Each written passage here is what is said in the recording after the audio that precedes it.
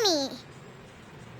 Good morning everyone. Today is Thursday at si Liwami ay hinatid ng kanyang papa sa school. And then while si Inchik is naghatid kay Liwami, gagawa tayo ng kanyang breakfast. Of course, first thing first is coffee. Since wala na tayong coffee powder, kaunti na lang, this is what we're gonna do.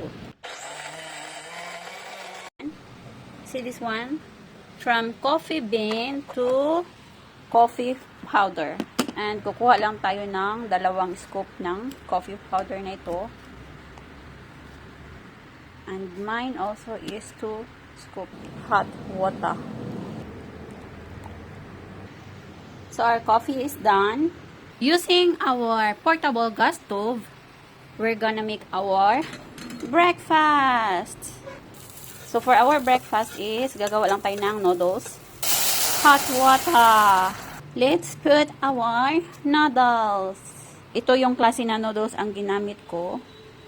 Oh, ribs flavor noodles pala siya. Kaya pala masarap.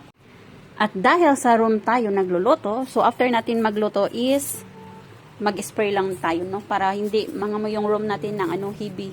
Timplahan lang natin siya ng asin at saka bitsin at saka soy sauce. And then our spring onions, fresh from the backyard. So, okay na yan. Okay na to.